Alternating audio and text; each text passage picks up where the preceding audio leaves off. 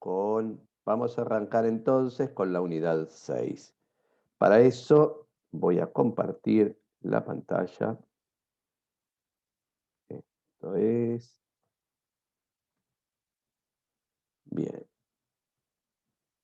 Me avisan cuando ven. Se ve, se ve. ¿Se ve bien?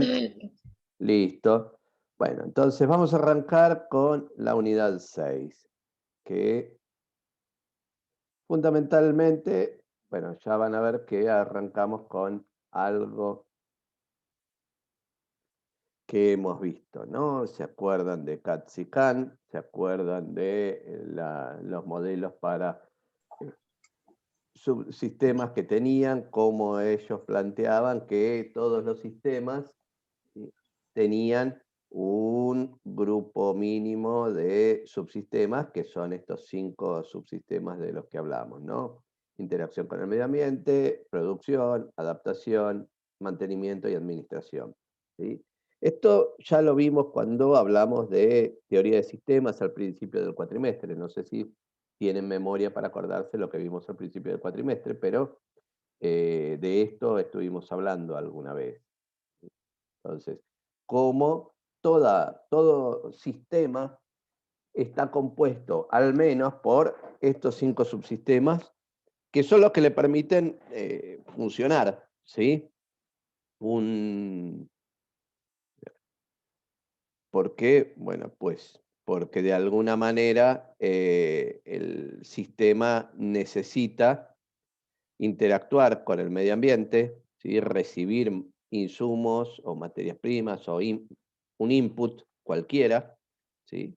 Necesita sacar cosas del sistema, productos terminados, basura, información, un output, lo que, ¿sí? Para lo cual tiene que hacer alguna transformación adentro, con lo cual hay un proceso de producción que transforma esa entrada en la salida que tenemos. Por otro lado, ese proceso de producción y el sistema en general, o sea, las distintas partes del sistema necesitan eh, mantenerse funcionando, con lo cual tiene que haber alguien que se encargue del mantenimiento de todas las piezas que componen el sistema. Además de eso, lo cierto es que como el sistema está inmerso en un contexto y ese contexto cambia, el sistema deberá adaptarse a esos cambios para poder seguir funcionando y seguir viviendo, existiendo, compitiendo dentro de ese entorno cambiante en el cual está. Por lo tanto, necesita adaptarse.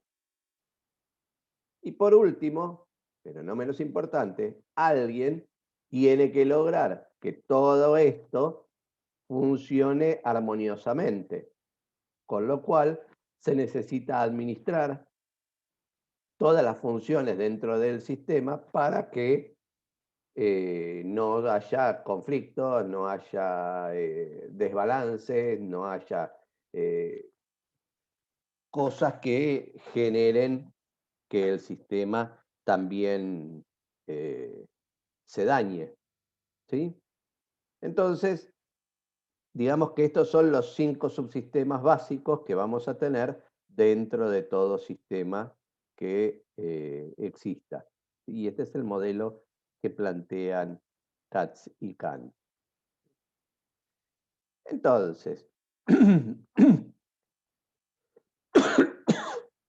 bueno, acá está lo mismo que acabo de decir, pero que no me acordaba que estaba más abajo, ¿sí? Y entonces acá vemos el sistema de apoyo, ¿sí? El que conecta, como decía hace un ratito, a las entradas y las salidas eh, del sistema. El sistema de producción, que es el que hace que esa transformación se lleve a cabo. El sistema de mantenimiento, que es el que soporta todo eso para que siga siempre funcionando. la adaptación para que los cambios que hay, el sistema pueda responder eficientemente. Y por último, la administración, que es el que maneja que no se maten entre todos. ¿Está? Bien.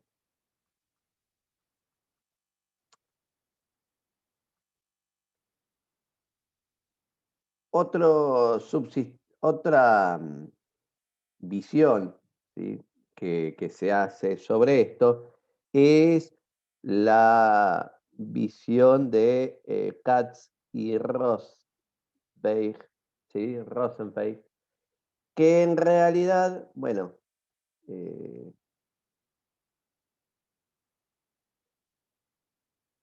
es otra forma de mirar lo que estábamos hablando antes. En este caso, tiene una visión mucho más,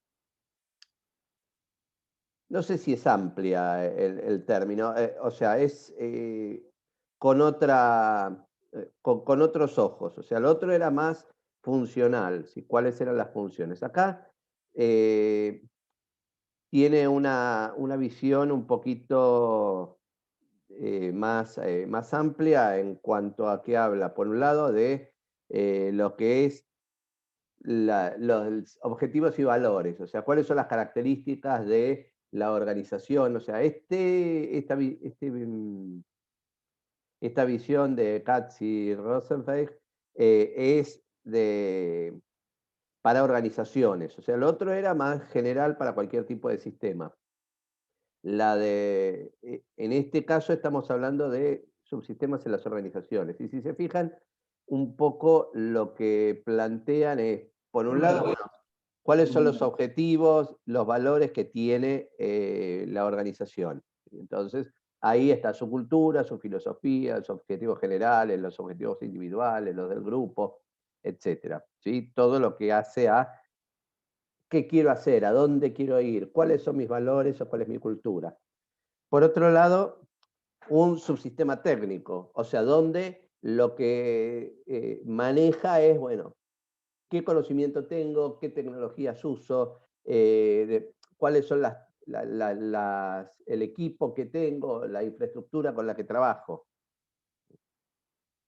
Por otro lado, el subsistema eh, estructural, y que nosotros estuvimos, o sea, que esto se asocia a cuando hablamos de estructura de las organizaciones, donde lo que tiene este subsistema es una visión de cuáles son las tareas, cómo viaja el trabajo de un lado a otro, cuáles son los grupos, cuáles son los principios de autoridad, quién manda a quién responde a quién, cuáles son los procedimientos para hacer las cosas, ¿sí? Bueno, todo eso como otro subsistema. Un cuarto subsistema psicosocial, o sea, quiénes son las personas que tengo, cómo son sus aptitudes, qué los motiva, cuáles son la forma o sea, en que perciben la organización, cómo son las relaciones entre ellos, cómo funciona la comunicación. Y todo esto coordinado por el subsistema de administración, ¿sí?, que es el que de alguna manera va a buscar definir cuáles son los objetivos, cómo lo va a planear, ¿sí?, cómo va a integrar las distintas acciones, cómo hace para que todo eso funcione y lo controle. ¿Sí? Fíjense que, en definitiva, lo que estamos haciendo es, sobre el mismo objeto, que en este caso es una organización, ir poniendo distintas miradas y prestando atención a distintos aspectos. Entonces, bueno, acá, por ejemplo, plantean factores ambientales que influyen en las organizaciones. Y bueno, temas culturales, tecnológicos, políticos, legales, recursos demográficos, sociológicos, o sea, todo lo que plantean es, bueno, cómo el contexto, si yo estoy en un lugar donde, no sé, es el medio de un desierto, ¿sí? Donde no tengo un árbol a 200 o 400 kilómetros a la redonda, y pensar ahí en poner, no sé, una empresa para generar pasta para papel, ¿sí? O sea, y no va a funcionar, o sea, no va a funcionar. Va a tener un montón de restricciones, de problemas, de costos, porque no tengo árboles y necesito árboles para hacer eso, ¿sí? Si quiero poner una empresa que requiera de mucha gente, ¿sí? En un lugar donde el pueblo más grande que hay cerca tiene 200 habitantes, y yo quiero poner una planta que necesita 4.000 operarios, y voy a estar con problemas, ¿sí? Bueno, eh, ese es un poco el contexto, ¿sí? Que afecta a la organización, y que obviamente uno, al momento de hacer un plan, lo tiene que tener en cuenta, ¿no? O sea, las organizaciones van a estar influidas por todo este contexto, o sea, por todo su ambiente, eh, en la forma en que puede funcionar. Bueno, eh, esto es un poco lo que ya venía diciendo antes, porque yo hoy se ve que vengo muy acelerado, y entonces acá estamos viendo, bueno, el subsistema estructural, ¿sí? El subsistema administrativo, ¿sí? Que, fíjense, volvemos a nuestro modelo de administración clásico, ¿no? Sí, planeación, organización, dirección, control, y esto que itera como herramienta de eh, manejo del proceso administrativo.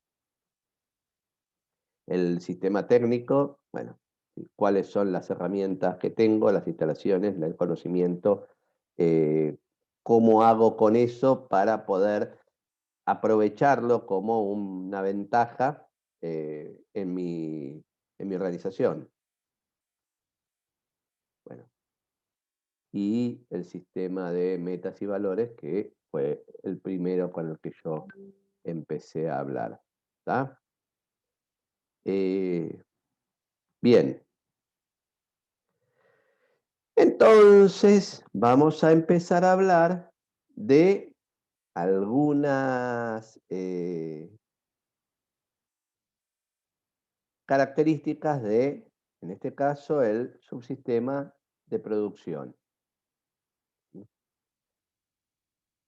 Eh, como dijimos, el subsistema de producción tiene un conjunto de entradas y salidas, ¿sí? Que son eh, necesarias para que el sistema funcione.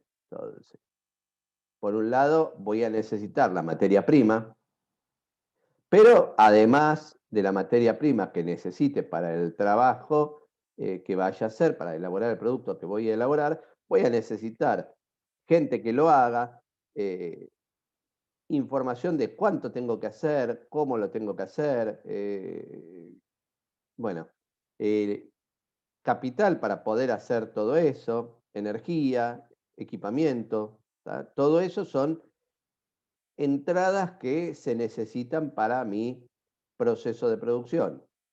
En el proceso de producción, propiamente dicho, ¿qué voy a tener?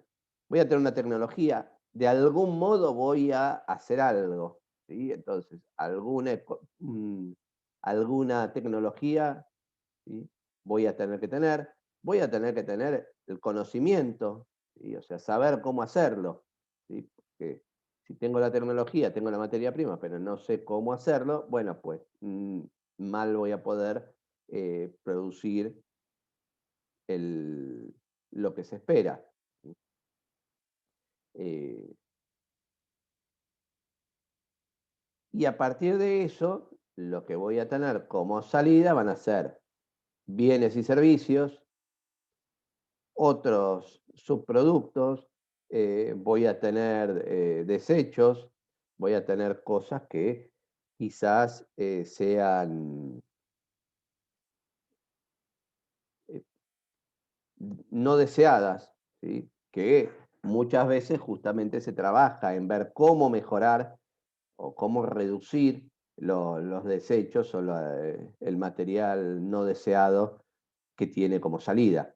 Y con todo esto, obviamente, yo voy a tener también retroalimentación, porque este sistema lo que va a necesitar saber cómo está funcionando, qué está funcionando bien, qué se está desviando de lo que se espera, y con esta retroalimentación volvemos a trabajar en el proceso eh, de producción. Entonces, ¿cuáles son algunos objetivos generales de un proceso de producción? Y tener un producto a un bajo costo, manteniendo una calidad aceptable. Y bueno, y ahí obviamente hay una, ¿cómo se llama? Una tensión, si se quiere.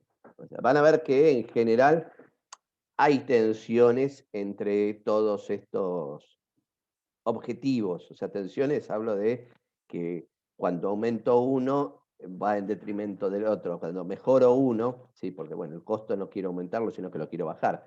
Pero si bajo el costo, probablemente influya en la calidad o influya en el cumplimiento. O sea, el cumplimiento es poder tener lo que se espera en el momento en que se espera, ¿sí? Tener un buen servicio, que lo que estoy haciendo se haga de buena manera, de forma eficiente, que se pueda tener buena información de lo que se está haciendo.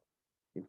Flexibilidad, que uno pueda aumentar o bajar la producción de una forma eh, flexible, ya valga la redundancia, de modo que logremos con eso, bueno, si en algún momento necesito producir más o en algún momento necesito producir menos, pueda modificar ese nivel de producción sin que tenga un gran impacto en mis costos, que sea, o sea, que no tenga un impacto negativo en el medio ambiente o que tenga el mínimo impacto negativo en el medio ambiente. Entonces, fíjense que muchas de estas cosas tienen tensiones entre ellas, o sea, porque seguramente una planta para el procesamiento de efluentes tóxicos es mucho más cara que no tener la planta y tirar los efluentes al río. Entonces, eh, mejorar el tema del medio ambiente implica aumentar el costo en muchos casos, ¿sí? Eh, Tener altísima calidad también puede influir en el costo, ¿sí? Brindar un mejor servicio seguramente también influye en el costo. Y bueno, así nos encontramos con que diferentes eh, objetivos tiran de algún modo de otros objetivos, ¿sí? Entonces, el trabajo que se tiene que armar en el área de producción es ver cómo logro el mejor equilibrio de estos objetivos. Entonces, cómo logro ofrecer el producto con la calidad necesaria para lo que se está pidiendo, con el tiempo, o sea, cumpliendo con los pedidos al costo más competitivo que se pueda hacer, sin dañar el medio ambiente, dando un buen servicio y pudiendo tener la flexibilidad que se pueda tener. ¿Tá? Eh, Como digo, cada una de estas cosas genera tensión, ¿sí?, con las otras.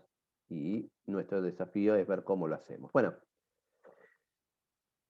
Los sistemas productivos los podemos clasificar según quién lleva adelante la tarea. Y entonces vamos a tener procesos que son manuales, o sea que una persona las hace las tareas manualmente, procesos que son mecánicos, donde esas personas con la ayuda de máquinas o herramientas llevan adelante las tareas, y por último automatizados, donde hay máquinas, ¿sí?, que llevan adelante las tareas sin la necesidad de que haya una persona que las esté haciendo. A ver, normalmente siempre hay una persona, o sea, si hay un robot o hay un conjunto de robots, hay alguien que se encarga de controlar y de ver que esos robots estén funcionando correctamente, pero, digamos, no está haciendo la tarea del proceso de producción, sino que está controlando que los equipos funcionen correctamente. Profe, Tenemos un problema con un micrófono. Alguien... Ahí está. profe, un ¿Sí? poco de eso también ya vimos en el EPIC 5, ¿no? En el trabajo integrador, donde Sí, teníamos que decir probablemente haya. qué sistema informático utilizaba la empresa. Sí, a ver, toda la materia es un conjunto, ¿no? O sea, es todo lo mismo que le vamos pegando por distintos lados como para ir mirando, o sea, teniendo distintas visiones o ir prestándole atención a distintos aspectos, ¿sí? Claro, porque, profe, Ali, por ejemplo, dice de nuestra empresa que era tipo un sistema de información manual, digamos. O sea, era automático, pero manual a la vez, porque también lo controlaban. O sea, Profe. que funcione todo bien y todo eso, digamos. Había que activarlo y después lo hacía automáticamente. Sí, sí, pregunten. Alguien gritó un profe por atrás. Hola, hola.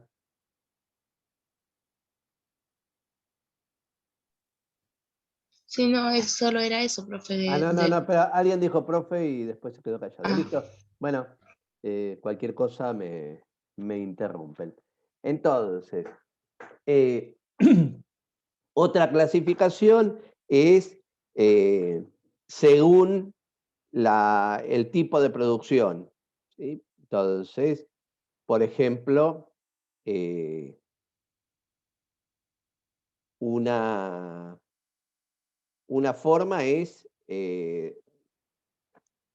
continua, ¿sí? Según el flujo de trabajo, donde lo que se hace es, bueno, eh, las cosas van saliendo continuamente, ¿tá? Por ejemplo, no sé, una fábrica de galletitas, ¿sí? Las galletitas van y pasan y hay una cosa que hace la masa, pasa, la corta, las pone, pasa por el horno, sale, las empaquetan y siguen. Y eso pasa todo el tiempo.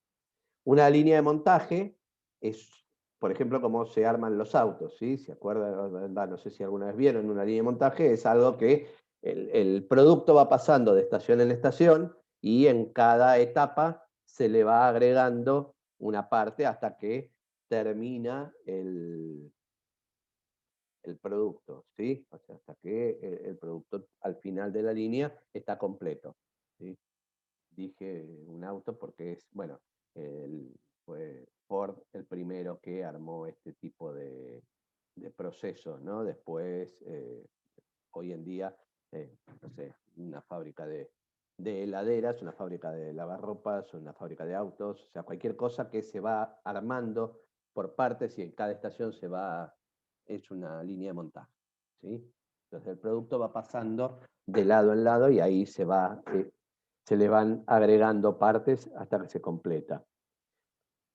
Otra es por la forma de producción. Hay cosas que se hacen en serie completas una tras de la otra, ¿sí? Y hay otras que se hacen por lote. O sea, se hace un lote, se termina, después se comienza otro lote y se termina. O sea, es otra manera de ir armando. Otro criterio para considerar es cómo se inicia. O sea, puede ser que un producto se haga por un pedido, o sea, por una orden de producción, o por stock. O sea, decir, bueno, yo siempre tengo tanta cantidad de stock en mi almacén, ¿sí? O en mi depósito. Entonces yo digo, bueno, todos los días o a medida que ese stock baja, yo voy produciendo para completarlo. La otra es, bueno, cada vez que me piden algo, yo lo hago y lo entrego. Esas serían dos formas distintas de ver el modo de clasificar los procesos de producción de acuerdo a cómo se lleva adelante la producción.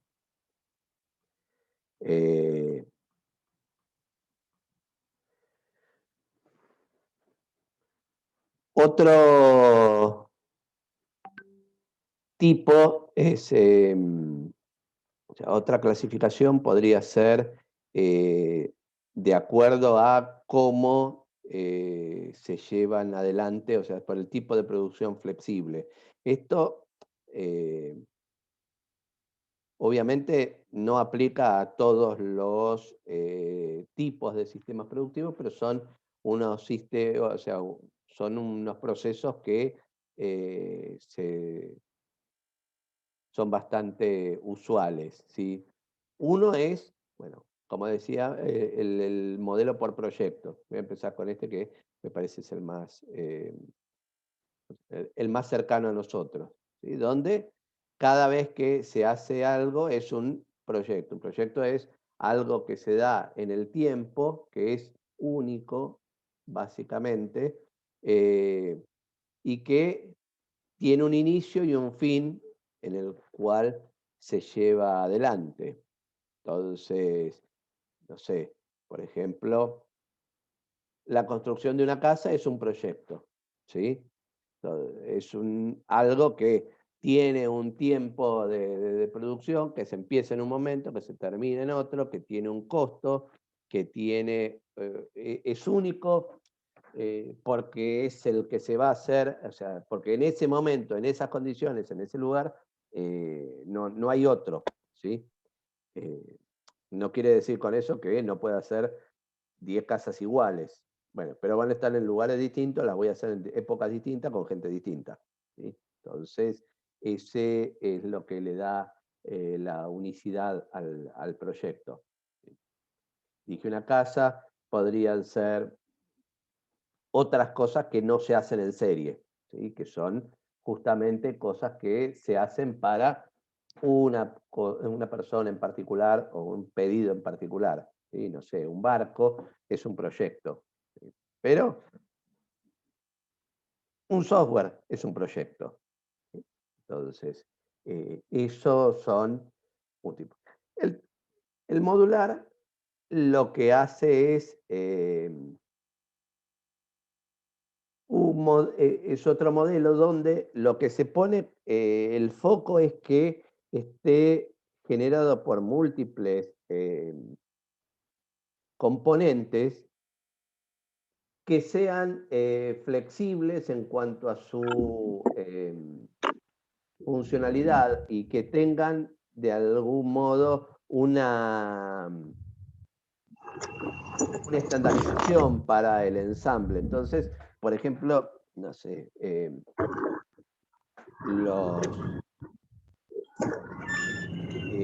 ¿cómo se llaman? Los microcomponentes, los circuitos integrados que se usan para una computadora, probablemente también se puedan usar para un televisor, también se puedan usar para un auto u otros elementos, y solo lo que vas a Profe, hacer es, sí, perdón, Majo es la que tiene el micrófono activo.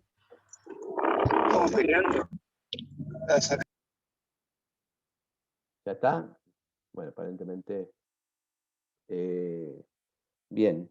Entonces, lo que les decía es que esto se puede usar de distintas maneras. Ustedes son muy jóvenes, pero yo recuerdo que en alguna época, hace ya unas cuantas décadas, estaban de moda unos muebles que se llamaban modulares, justamente ese era su... ¿Y qué eran? Eran unos muebles donde eran bastante feos, por no decir que eran horribles, pero que eran todos del mismo tamaño, eran como cubos, ¿sí? Grandes.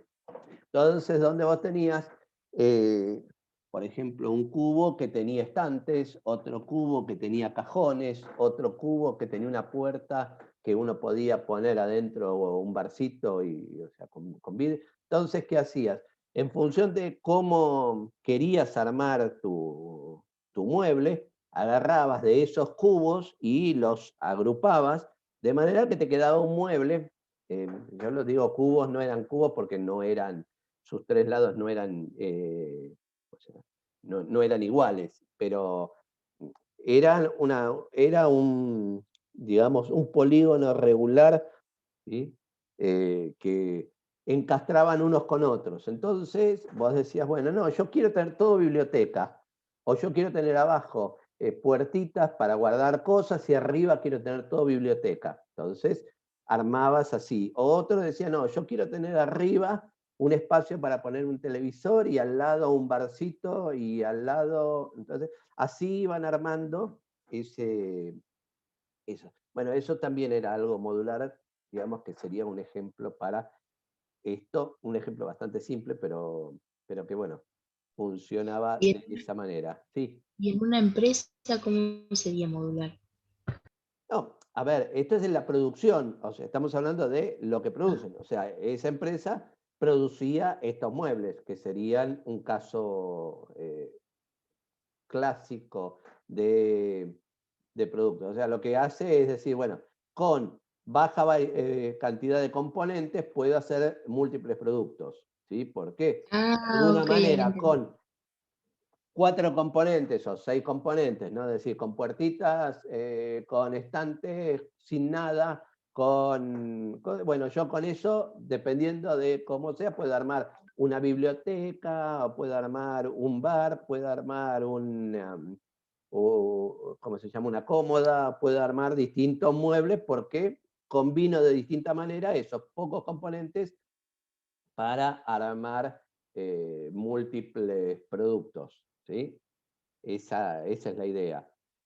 Como te digo, ese sería un caso muy, muy básico. Pero como eso, hay otras cosas donde uno dice, bueno, como te decía, bueno, con una cantidad limitada, llamémoslo así, de circuitos integrados, yo puedo construir un montón de productos electrónicos diferentes. Y lo que hago es esos mismos circuitos integrados los combino de distinta manera para que hagan diferentes cosas.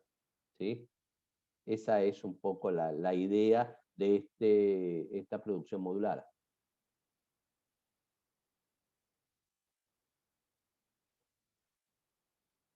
Bueno, otra idea es cómo hacemos para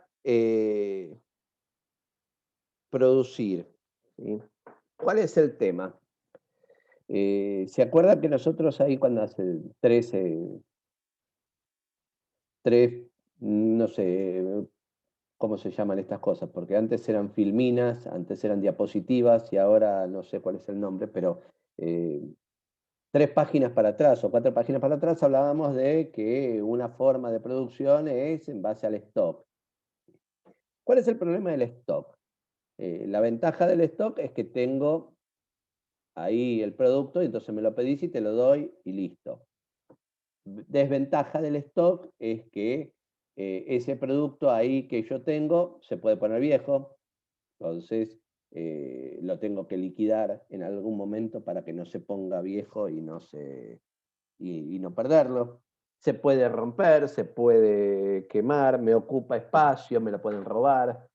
Hay un montón de problemas que genera el tener stock, ¿no? En el año 80, más o menos, justamente Toyota lo que hizo fue planear un modelo de producción que lo que hacía es tratar de minimizar o hacer desaparecer los stocks, ¿sí? Entonces, ¿cuál era la idea? Bueno, yo trato de producir en la medida en que necesito. ¿Cuál es el problema de esto? Bueno, hay veces que no es tan simple. O sea, qué sé yo. Yo quiero comer un paquete de galletitas y voy al kiosco y me compro las galletitas, ¿sí? No voy a mandar una orden de pedido a la fábrica de galletitas para que pongan en marcha, generen las cosas, las manden al kiosco y me llegue a mí, porque ya o me morí de hambre o me compré otras galletitas o hice otra cosa, porque eh, bueno, entonces está claro que hay ciertos stocks que se tienen que mantener, pero eso no quiere decir que por ahí la fábrica de galletitas tenga que tener un stock de galletitas, o, bueno, en este caso la fábrica Toyota tener un stock de autos, ¿no? Eh, ¿Por qué? Y porque yo puedo saber, o sea, si yo sé que mañana tengo que mandar a un determinado distribuidor, a una determinada provincia, a una determinada mercado, un producto, bueno, yo puedo planear cómo hago para que en el momento en que lo tenga, o sea, si yo lo tengo que sacar en el camión mañana a las 9 de la mañana, bueno, hago el camino hacia atrás, ¿sí? Entonces, si a las 9 de la mañana tiene que estar en el camión, no sé, 5 toneladas de galletitas, bueno, ¿cuánto tardo en hacer esas galletitas? Y voy para atrás hasta decir, bueno, ¿en qué momento empiezo a hacer las galletitas para que cuando las termino de hacer las subo al camión y se van? ¿Sí? Entonces, esa es la idea un poco de este Just in Time. Ahora bien, ¿cuál es el problema? Por un lado, yo no quisiera tener stocks de productos, o sea, productos terminados, pero por otro lado, tampoco está bueno tener stocks de materia prima, porque lo mismo que me pasa con el producto terminado, también me pasa con la materia prima. Entonces, eh, ¿cuánto tengo que tener? ¿Cuál es el riesgo? Tengo que ver cómo se cuida, que no se ponga vieja, que no... una cosa fundamental que no dije, pero ese producto terminado o la materia prima es plata, ¿sí? Es capital que yo tengo, ¿cómo se llama? Anclado ahí, o sea, que lo tengo inmovilizado, porque no lo puedo, o sea, eso está ahí. Entonces, el problema del stock de salida también lo tengo del lado del stock de entrada. Y entonces ahí empieza a surgir el problema de, bueno, o sea, yo ya hice mi cuenta, ¿no? A las 9 tengo que tener en el camión las 5 toneladas, con lo cual tengo que empezar, ¿sí? No sé, a las 9 de la mañana del día anterior para que en 24 horas hago todas las galletitas y salen en el camión. Ahora, a las 9 de la mañana tengo que tener todo el producto, o sea, toda la materia prima para poder hacer ese producto. Entonces, ¿qué hago? Si la tengo yo el stock. Si no, tengo que tener una cadena de provisión muy bien aceitada y muy bien coordinada con mis proveedores para que el que me manda la harina me llegue a tiempo, el que me manda el chocolate me llegue a tiempo, el que me manda, no sé, el papel celofán en el que voy a envolver las galletitas me llegue a tiempo, etcétera, etcétera, etcétera. Porque si eso no logro hacerlo, me voy a quedar con galletitas sin gusto, o no las voy a poder envolver, o no van a tener harina, o lo que sea, ¿sí? Entonces, lo que se busca con todo esto es que hay que analizar cómo lograr que todos los engranajes, llamémoslo así, de mi línea de producción funcionen. Sin duda, el tener todo reservado y guardado en mi empresa, en mi fábrica, en mis depósitos, es mucho menos estresante, si se quiere, que estar dependiendo de que todas las cosas funcionen correctamente. Como contrapartida, eso genera, bueno, como les decía, costos, riesgos que, como han demostrado la gente de Toyota en estos últimos 50 años, ¿sí? No, 40 años, bueno, es más conveniente tratar de minimizar los depósitos y lo que se guarda, o sea, lo que se tiene ahí inmovilizado, ¿no? Bueno, a partir de ahí entonces ellos plantean un modelo de 5 ceros, ¿sí? Entonces, la idea es, el modelo este de Just in Time, lo que ponen es 0 defectos, 0 stock, 0 averías, 0 plazos, 0 papel, ¿sí? Entonces, bueno,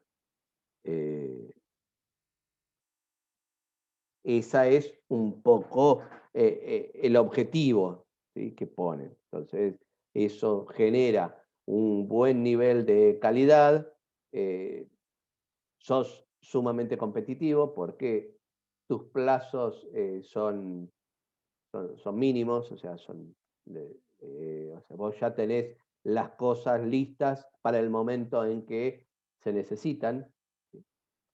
Para lo cual tenés que tener muy bien armado un sistema de información que te permita saber qué es lo que se va a necesitar en qué momento, como para poder lograr que este 0 plazo se cumpla, ¿sí? 0 papel es tratar de simplificar todo, no tener documentación en papel, llevar todo a un sistema de información que permita administrar todo esto y lograr de esa manera que funcione.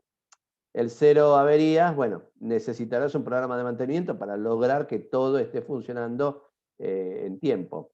Fíjense que cómo van reapareciendo en distintos momentos las ideas de Katsikan que vimos cuando empezamos esta clase, ¿sí?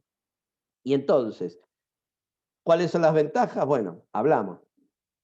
Minimizar los niveles de inventarios y por lo tanto los costos que vas a tener. No vas a tener suministros que se hagan viejos, ¿sí?, porque vas a lograr, al conseguir que te vayan entregando los insumos en la medida en que vos los vas a utilizar para producir, bueno, pues vas a tener una velocidad de uso y de consumo de esos insumos que te va a permitir siempre tener nuevos consumos, nuevos insumos, palabras parecidas y que complican. Vas a tener que tener una relación cercana con los proveedores porque dependés de ellos para que tu sistema funcione. O sea, si yo no tengo una buena relación y mi proveedor no me cumple y no hace o sea, no tengo un sistema en el cual, a medida que yo voy planificando mi producción, él sepa lo que me va a tener que ir entregando para que yo pueda hacerlo, bueno, todo este modelo se cae. Entonces necesito tener una buena relación y una relación muy cercana, ¿sí? Estaba tratando de ver, o sea, muy unida, muy coordinada para que todo esto funcione. ¿Cuáles son las desventajas? Bueno, si no me llega lo que necesito para producir, como decía, me quedo sin poder hacer el producto, ¿sí? Entonces, eso es un tema. Por otro lado, esto tiene un costo, o sea, este modelo tiene como contrapartida, o sea, por un lado tengo la ventaja de la relación más cercana con el proveedor y por otro lado también tengo la dificultad de que no es tan simple andar cambiando de proveedor, porque como necesito integrarlo en mi trabajo al proveedor y él tiene que estar alineado con mi producción, con lo que yo voy a hacer y demás, no es que, bueno, hoy está en oferta la harina en tal proveedor, entonces le compro a ese, mañana está en oferta en otro, le compro al otro y así voy haciendo. ¿Por qué? Eso no es factible en este modelo, ¿sí? Entonces, no se puede hacer. Por otro lado, bueno, si bien yo tengo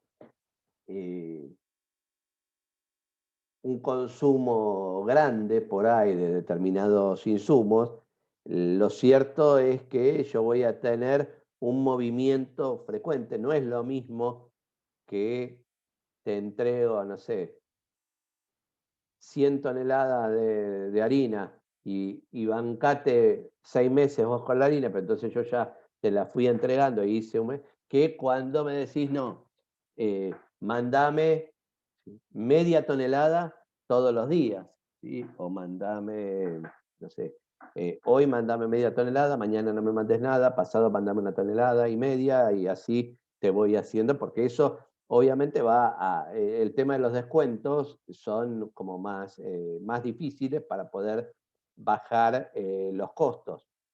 Lo que pasa es que también esto se compensa con el no tener capital inmovilizado, el no tener pérdidas de suministros, el no tener pérdidas de productos, el no tener riesgos, el no tener la necesidad de contar con un depósito para poder guardar las 100 toneladas de harina, etcétera, etcétera, ¿sí?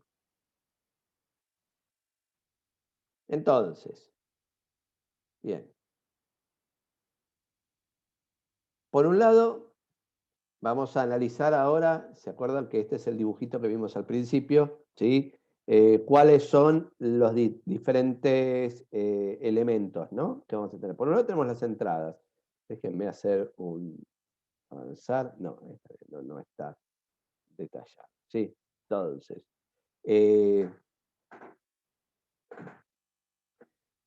ahí vamos a tener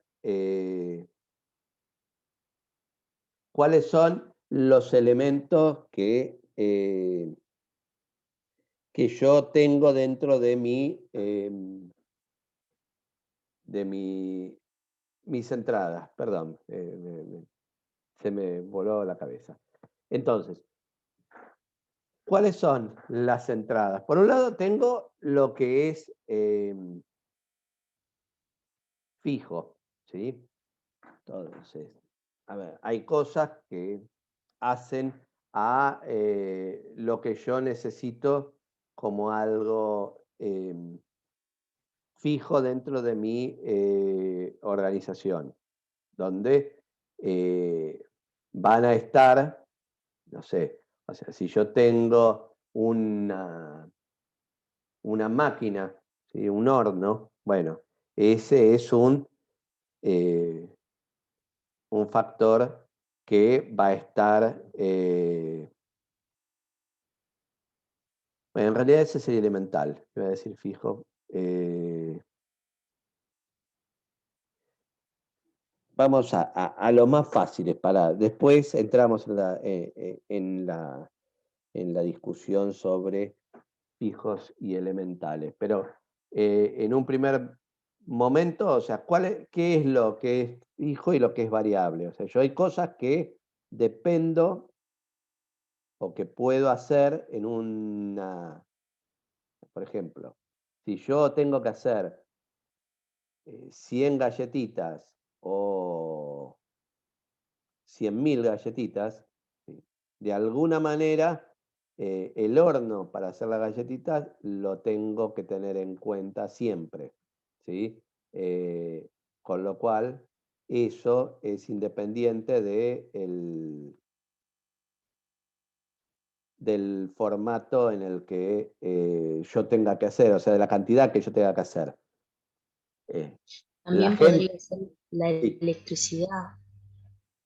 Sí, hay, bueno, a ver, hay cosas que la electricidad sí, pero yo voy a consumir más si prendo el horno durante 1 hora que si no lo prendo, y voy a consumir más todavía si lo prendo a las 24 horas que si no lo prendo, o sea, suponiendo que sea eh, un horno eléctrico, ¿no? Pero ahora, hay cosas que yo tengo que son fijas, hay cosas que son variables, entonces, justamente, que normalmente después esto se mira como costos fijos y costos variables, ¿no? Un sistema, por ejemplo, como les decía, si yo, el horno lo tengo que tener.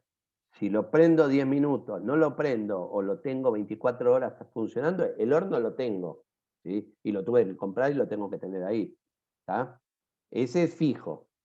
Lo variable es todo lo que depende del nivel de producción que yo tenga. Si tengo más producción, prendo durante más tiempo el horno, pero a ver, lo que voy a necesitar es más harina para hacer más galletitas, ¿sí? Si hago menos galletitas, consumo menos harina. Si hago más galletitas, consumo más harina, ¿sí? Entonces, el factor, lo que es fijo es aquello que no importa, o sea, si yo lo uso o no lo uso, yo ya lo pagué, ¿sí? Tiene un costo que yo ya tuve que aceptar, ¿tá? El variable es el que está atado a la producción que yo tengo, ¿sí?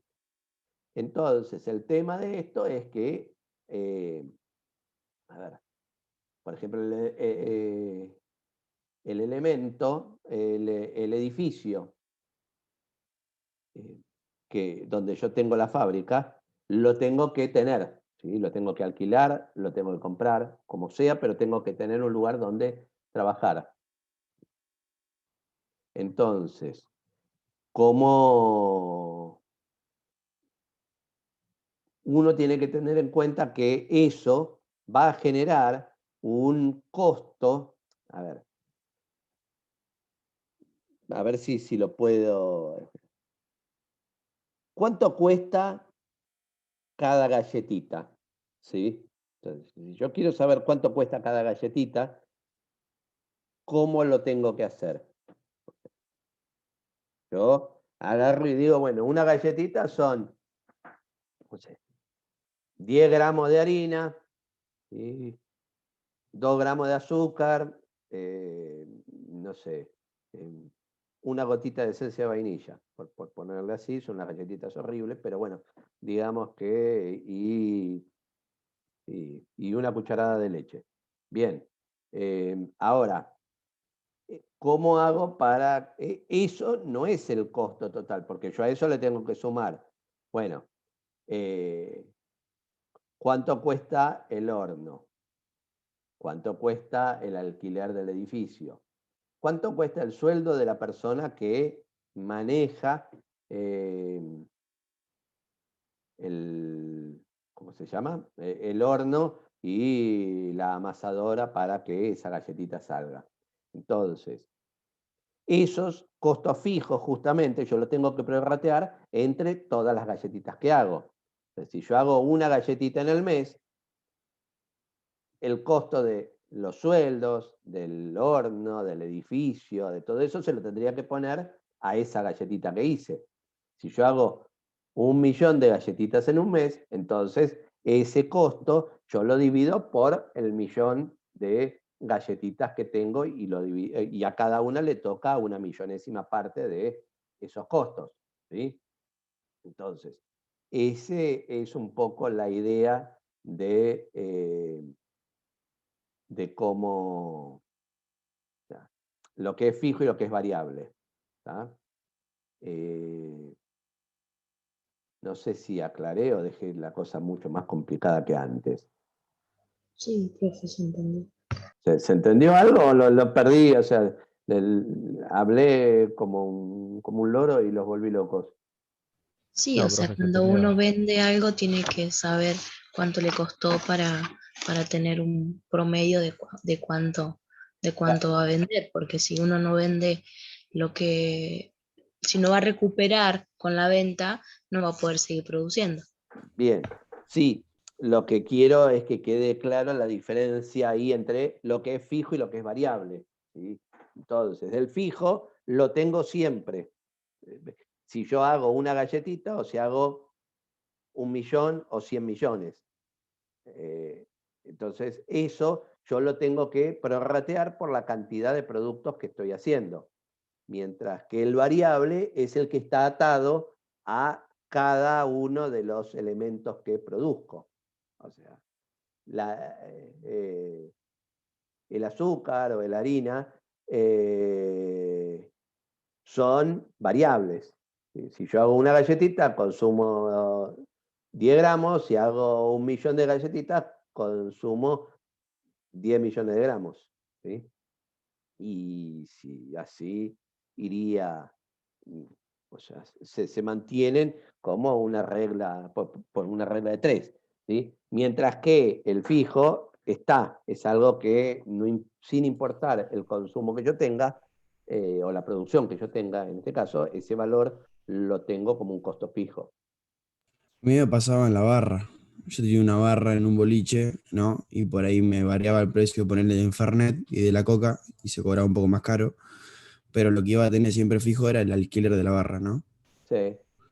Eso Claro, es bueno, también un ejemplo. justamente, y vos para que eso te sirva, vos tenés que saber, bueno, o sea, si yo sé que vendo, no sé, 100 Fernet por día, por decirlo, o que puedo vender 100 Fernet por día, tengo que tomar el costo de la barra dividido 100 y sumárselo al costo de la Coca y Fernet para que Claro, saber cada trago cuánto vale, o sea, cuánto me cuesta. ¿Sí? claro. También puede ser con el sueldo, poner nosotros también teníamos empleados. Eso también Sí, es fijo. eso también es fijo. Sí, fundamental. Básicamente es fijo. Después surgen otras cosas. Bueno, puede ser un variable si hace horas extras o si hace un turno de más, o si tengo personal que se pueda contratar eventualmente y entonces ahí puedo aumentar la producción y contratar más gente, pero que no sea fija, sino que sea para un determinado proyecto o en un determinado momento. Pero sí, básicamente uno debería tomarlo como que es un fijo. ¿Sí?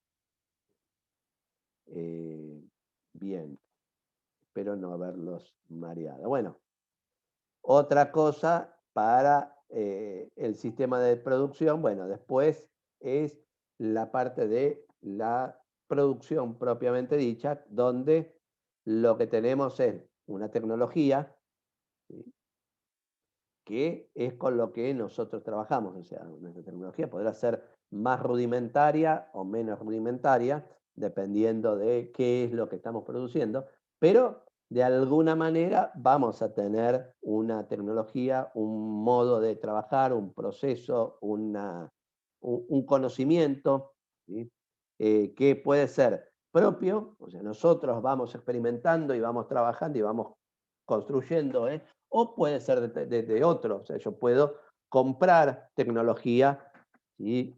de otra empresa, ¿sí? Y a partir de eso ver cómo me conviene, o sea, por ahí me es más barato o me es más eficiente comprar la tecnología ya hecha que tener un área de investigación y desarrollo, porque, o sea, investigación, desarrollo e innovación, ¿sí? Y más. Que quizás por el volumen de mi organización no justifica. Y por último, entonces, tenemos lo que es la salida, que bueno, habíamos dicho, bueno, esto un poco hablamos hoy, ¿no? O sea, tenés bienes y servicios y otras cosas que pueden salir, que es desperdicio, restos de material que a mí no me sirven, productos contaminantes, sí, bueno, todo esto es la salida de mi sistema de producción. Ahí, bueno, hay que trabajar en ver cómo optimizar esta salida. O sea, por un lado, bueno, los bienes y servicios, que es lo que yo quiero hacer y que es mi producto esperado. Y por otro lado, bueno, ¿qué hago con mis productos o mis resultados no esperados, como son los desperdicios, los contaminantes, etc. ¿Por qué? Bueno, ese es un trabajo que también es importante. O sea, los contaminantes hay que ver cómo hacemos para que no contaminen o cuál es el tratamiento que se le tiene que dar para que eso no genere daño al ambiente y a las personas. Y los desperdicios, bueno, lo mismo. O sea, ¿cómo los trato? ¿Qué hago con eso? Porque por ahí hay desperdicios que se pueden reciclar, que se pueden reutilizar, que se pueden servir como input para otras industrias. Bueno, todo esto es un trabajo que es también importante para que mi sistema de producción funcione eficientemente. Bien, entonces, algún tema dentro de los sistemas de producción son cómo se toman las decisiones, cuáles son las cosas que me permiten generar, hacer que nuestro sistema de producción sea eficiente. Entonces, ahí volvemos a tener, que esto creo que ya lo vimos alguna vez cuando hablamos de toma de decisiones o de niveles en la organización. Por un lado, lo que es estratégico, ¿sí? O sea, ¿cuáles son las decisiones estratégicas? Bueno, ¿cuáles son los nuevos productos que voy a querer hacer? ¿Dónde voy a poner las plantas? ¿Dónde me conviene ponerlas? Un poco como decía hoy, o sea, si necesito un determinado insumo, bueno, buscaré estar cerca de donde se produce ese insumo para tener costos de flete bajos, ¿sí? Y que haya gente que pueda hacer el trabajo, con lo cual también voy a tener costo, o sea, un costo de mano de obra menor porque no voy a tener que conseguir gente que venga desde otros países, ciudades o lo que sea. Bueno, entonces, ¿dónde la ubico la planta? ¿Cómo voy a fabricar un producto? Tengo que definir, bueno, cuál es el modo en el que se va a fabricar. O sea, por ejemplo, estos son algunas ideas de cuestiones estratégicas que se tienen que armar para que funcione mi sistema de producción. Por otro lado, voy a tener cuestiones tácticas, o sea, cómo lo voy a armar, ¿sí? ¿Cuántos empleados voy a necesitar? ¿Cuándo los voy a necesitar? ¿Qué tareas voy a llevar adelante para poder decir primero y después? Entonces, ir definiendo cuáles son los empleados que voy a estar usando o que van a estar trabajando en un determinado área en este momento. Bueno, en este momento no, en el plan que yo estoy haciendo, ¿sí? Qué tipo de producto voy a hacer primero y qué tipo de producto voy a hacer después. O sea, todo lo que es la parte táctica de cómo voy a llevar adelante la estrategia de producción. Y después, lo que queda por último son las cuestiones operativas, donde, bueno, quién va a hacer determinada tarea, qué voy a hacer primero, hago el pedido de Carlitos o el de Jorgito, o qué voy a llevar adelante hoy, ¿sí? ¿Cuáles son las tareas que voy a hacer hoy o cuáles son las tareas de esta semana, o sea, de qué manera voy a llevar este proceso adelante, ¿sí? Pero ya desde un punto de vista operativo, no hay una estrategia, no hay una táctica que uno está pensando, sino decir, bueno, ahora tengo que hacer esto. Bueno, entonces primero hago esto, después hago esto, para que en estos días todas estas tareas que yo tengo que llevar adelante estén realizadas. Bien. Uy, acá cambiamos. Bueno, acá aparece otro subsistema dentro de la organización, que es el de recursos humanos.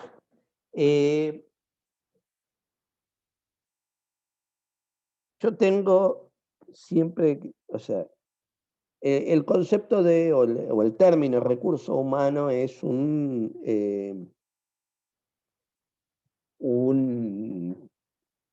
término muy usual, más allá de que yo creo que no es el término más feliz, o sea, yo creo que los humanos somos personas y no somos recursos, que considerar recurso a una persona suena como medio feo, pero bueno, es el término que se usa normalmente.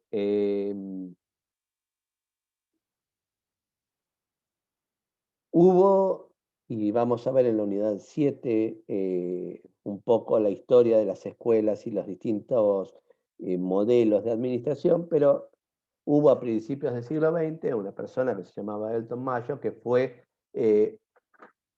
digamos, quien fundó, no sé si fundó ese, o sea, quien trabajó, ¿sí?, en una visión de la administración basada en lo que hace a las relaciones humanas, ¿sí? Y entonces, un poco él hablaba de que el modo, o sea, que las personas tienen características y circunstancias que hacen que su nivel de productividad pueda ser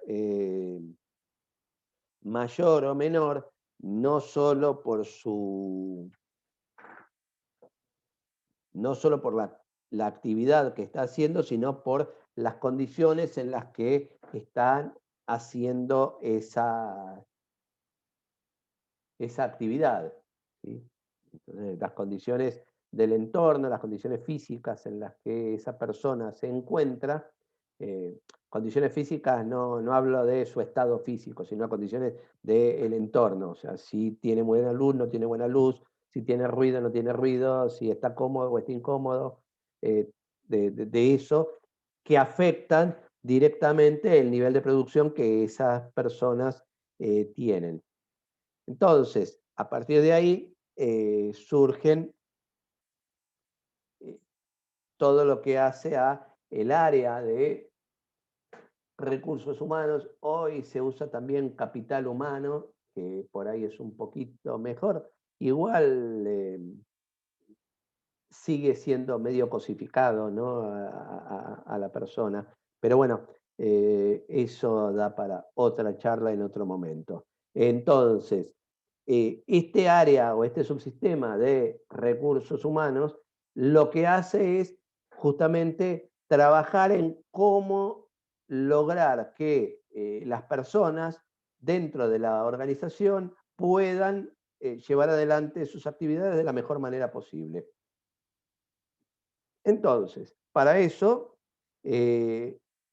bueno, el área de, o sea, este subsistema de recursos humanos se ocupa fundamentalmente de lo que es la selección de las personas, qué personas van a ir a cubrir cada puesto. A ver dónde está, si esto no está así. Está, ¿sí? Una vez que esa gente ingresa dentro de la organización, ¿cómo le voy a pagar? ¿Cuánto le voy a pagar? ¿Cómo voy a ver que esa persona, bueno, tome sus vacaciones, tome sus licencias, no se tome más de las que tiene, pero tenga lo que necesita más o menos resuelto? ¿Cómo se la va a capacitar? ¿Cómo se va a hacer para que esa persona se desarrolle? ¿Cómo van a ser, de qué manera la organización se va a involucrar en tratar de darle un servicio, o sea, social? ¿Cuáles son sus necesidades médicas, sus necesidades de distinta índole, ¿sí? Y justamente el área de recursos humanos es la que se encarga de llevar adelante esas cosas. Algunos objetivos que tiene este área. Entonces, por un lado, atraer a aquellas personas que estén calificadas para lo que se necesita. Entonces, yo necesito un experto en tornería, bueno, tendré que conseguir y buscar al mejor tornero que pueda conseguir y que le interese estar en mi organización. ¿Sí? Por otro lado, una vez que conseguí que ese empleado esté dentro de la organización, lo que tengo que lograr es que se quiera quedar. Entonces, ese es otro de los objetivos fundamentales de este subsistema. O sea, la gente que trabaja en recursos humanos tiene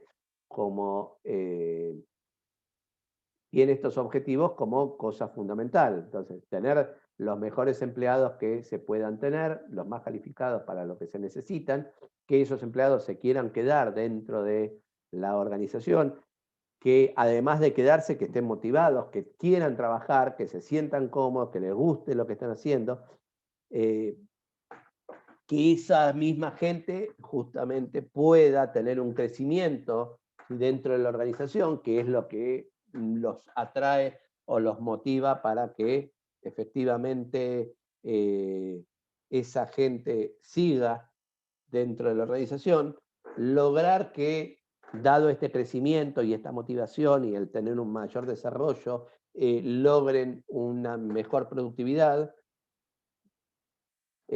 Bueno, lograr que la calidad de vida dentro de la organización sea la mejor que se pueda tener y que se cumplan con todas las normas y legislaciones que existen en el lugar, ¿sí? Entonces, esas son la idea. Normas y legislaciones que tienen que ver con el manejo de personal y con todo eso. Entonces, bueno, acá vamos a encontrarnos que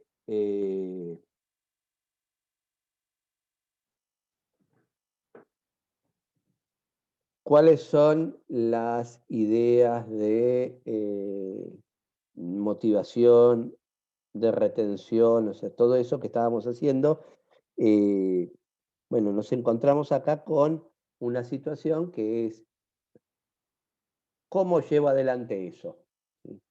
Entonces, esto que estamos viendo acá es la pirámide de Maslow, que también vamos a ver la semana que viene un poco cuando veamos el tema de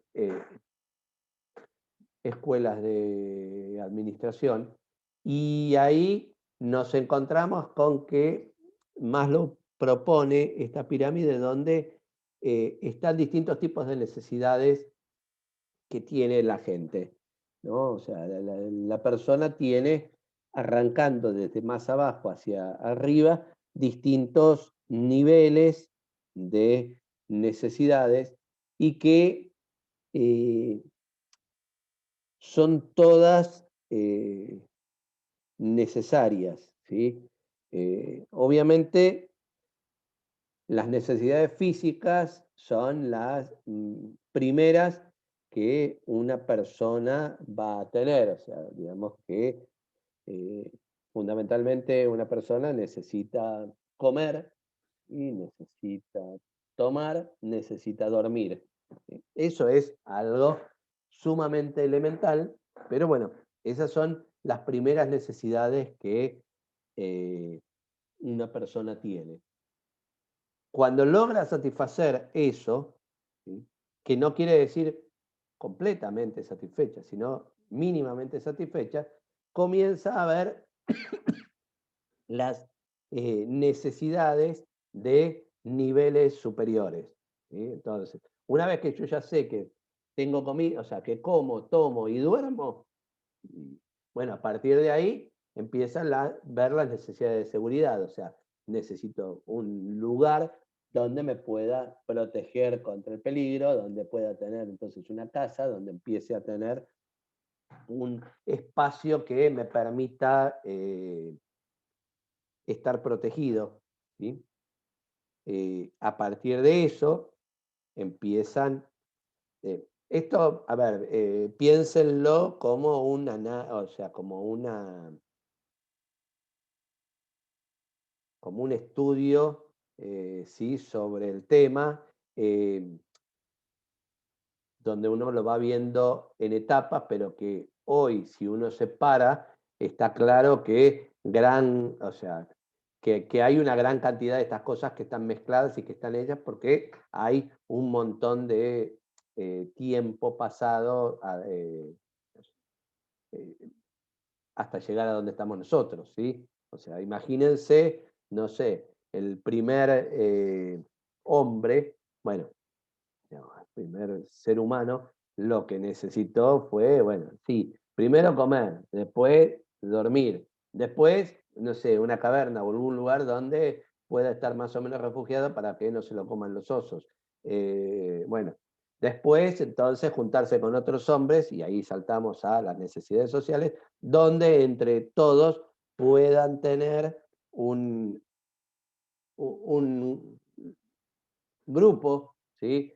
Donde surgen necesidades, o sea, donde surge afecto, surgen sentimientos, hay una pertenencia, hay un lugar donde yo pertenezco, ¿bien? Y entonces ahí, luego subimos a un nivel superior que es, bueno, el reconocimiento, ¿sí? Donde lo que yo hago, o sea, que los demás le den valor, o sea, sentirme valorado, sentir que lo que yo estoy haciendo tiene importancia y a que a alguien le importa. Y una vez que después, como paso superior, llegamos a la autorrealización, que sería, bueno, el lograr desarrollar desde todo el potencial o todo lo que yo creo que puedo hacer y darle a el resto de la humanidad. ¿Por qué este planteo acá? Bueno, porque justamente hay todo un tema de motivación dentro de lo que es la gestión de recursos humanos que es importante analizar teniendo en cuenta estas cosas. O sea, yo si no logro, o sea, si la persona que trabaja en mi organización, en una organización, ¿sí? No logra satisfacer sus necesidades básicas, de nada me va a servir ofrecerle un curso, que el tipo pueda tener un espacio para expresar sus ideas o que pueda ser reconocido y que le den la medalla al empleado del mes o lo que sea, porque en realidad está claro que no resuelve lo básico. Entonces, ese es un punto. Por otro lado, también hay otra, como decimos, esta pirámide tiene límites, entonces, está bien, fantástico, pero necesitas entonces tener un sueldo que te permita resolver tus necesidades físicas y de seguridad. Ahora, también hay una realidad y es, hay un punto a partir del cual el mayor sueldo no es, no suma, o sea, no genera un beneficio, llamémoslo así, para quien lo recibe del mismo modo. A ver,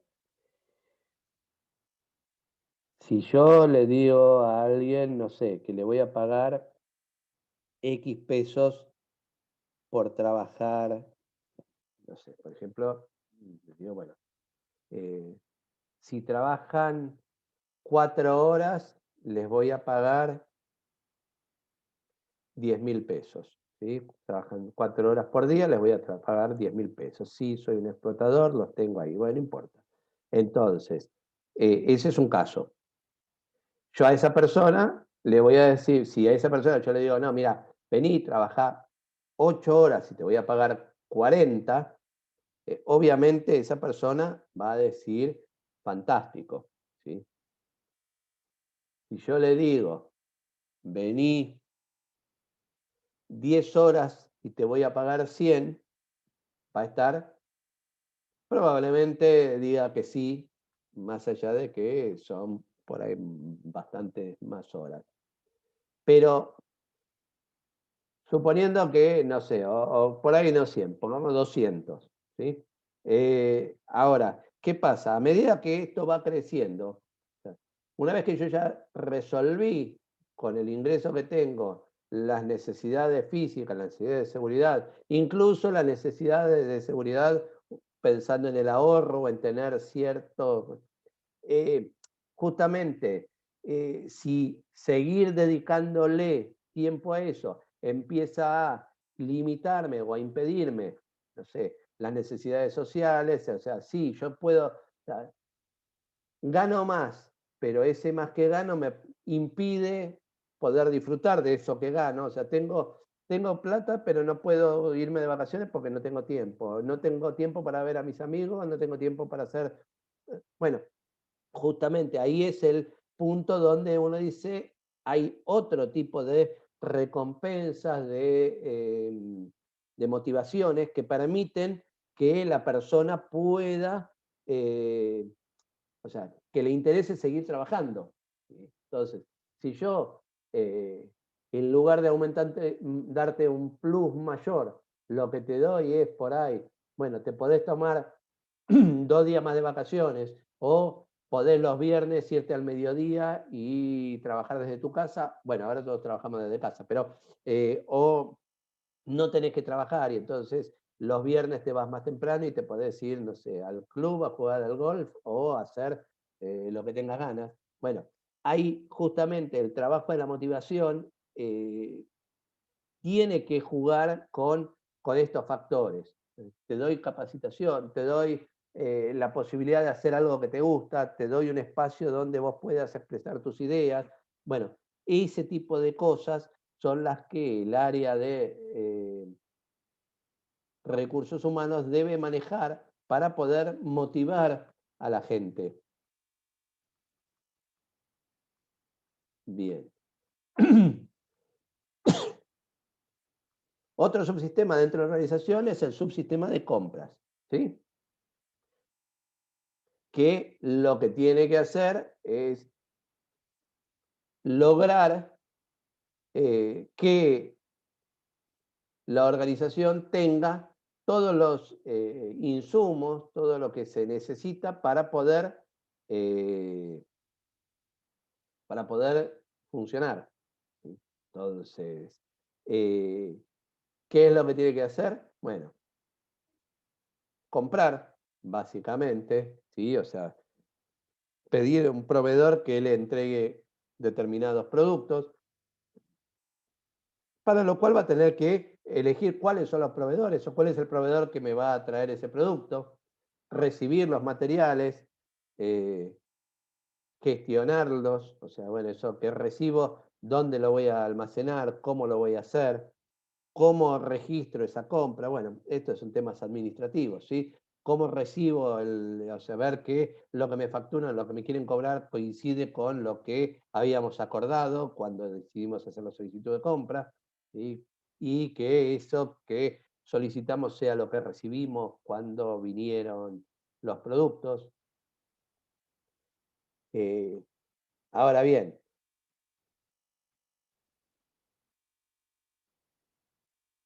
la compra es, y si se acuerdan, cuando hablábamos hace un ratito de Just in Time, es fundamental porque si yo no tengo el producto que necesito, o sea, no tengo el insumo que necesito, no voy a poder generar, o sea, llevar adelante mi proceso productivo. Con lo cual, bueno, ahí tenemos que trabajar con eso. Lo que voy a comprar, la cantidad que voy a comprar, tiene que tener relación con lo que efectivamente voy a consumir.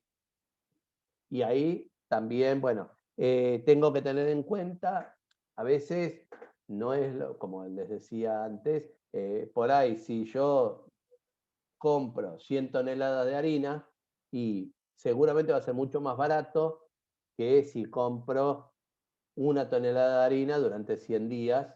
¿Sí? ¿Por qué? Porque el costo del flete es distinto, porque la operación es distinta, porque lo que yo le estoy garantizando al proveedor es distinto.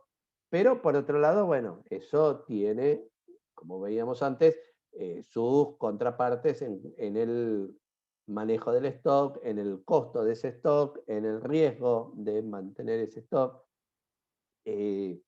Bueno, por otro lado, tengo que evaluar quién me cobra más, quién me cobra menos. Me cobra menos, ¿por qué? Porque el producto que me está dando es peor, porque es igual, pero me lo va a dar cuando pueda, y entonces, bueno, ¿cuáles son las características? Porque cuando yo tengo que seleccionar quién es el proveedor, pues tendré que tener en cuenta esa serie de criterios, o sea, no solo el costo, sino la calidad, la certeza, por ahí, la trayectoria o la relación que tenemos y cómo eso hace que funcione. Entonces, nosotros tenemos que ver eso. Tenemos, bueno, como decía recién, el tema de controlar qué es lo que me entregan y lo que me, o sea, coincide con lo que estamos pidiendo, en cantidad y en calidad. La otra punta de este mismo, bueno, o sea, que se ven como dos áreas distintas, dos subsistemas distintos, pero que en realidad hacen a todo lo que es la interacción del sistema con el medio, sería la venta, ¿sí? O sea, así como la compra es todo lo que trae insumos hacia mi organización, la venta es todo lo que entrega mis productos a el mercado o al medio, llamémoslo. Entonces, ¿qué tiene que hacer? Bueno, tengo que conseguir venderlo, a quién, entregar la mercadería, recibir el dinero, documentar toda la operación, ¿sí? ¿Qué tengo que tener en cuenta acá? Bueno, algunas cosas. ¿Qué voy a poder vender? Y voy a poder vender algo que haya necesidad, o deberé crear la necesidad para que alguien quiera comprar ese determinado producto. Entonces, para lo cual tengo que estudiar qué es lo que la gente necesita, qué es lo que está dispuesta a comprar, cuáles son las, las sí, las necesidades, básicamente, que están dando vueltas por el mundo. ¿Cuál es la competencia que tengo? ¿Sí? ¿Qué otra gente está haciendo algo parecido a lo que yo quiero hacer? Digo, a lo que yo estoy haciendo. Entonces, a partir de eso voy a ver cuál es el precio que se está cobrando. Yo tengo que tener un precio que esté acorde a las necesidades, o sea, a lo que está pidiendo el mercado. Bueno, la publicidad como herramienta para que se conozca el producto o para, como decía, desarrollar nuevas necesidades o generar sí, la necesidad, las ganas, digamos, de la gente de comprar mi producto. ¿De qué manera lo voy a vender? ¿Cómo lo voy a distribuir? O sea, ¿a quién le voy a hacer un descuento? ¿Por qué? ¿Sí?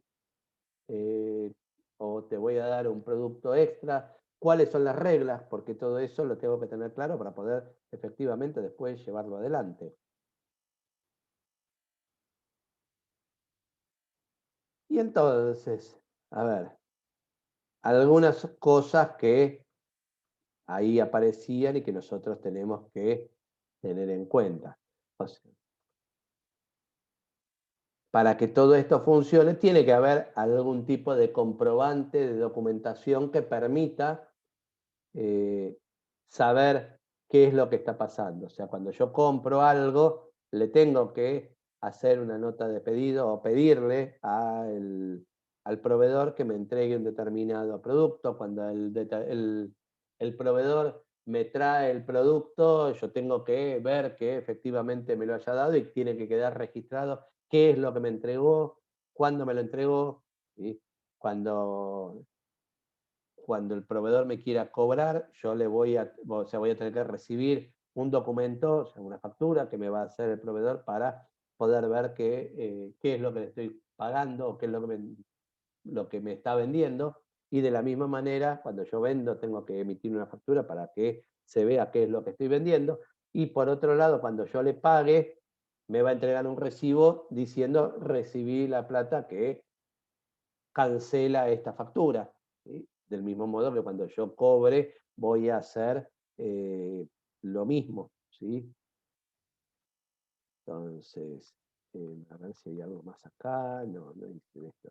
Entonces, acá un poco estos procesos tienen una serie de comprobantes que son estándar, ¿sí? O sea, la orden de compra cuando alguien quiere comprarle algo a otro, ¿sí? O la nota de pedido, ¿sí? Por otro lado, cuando entrego una mercadería, bueno, hay un remito, o sea, te remito tantas cosas y vos me vas a afirmar que recibiste eso, ¿sí?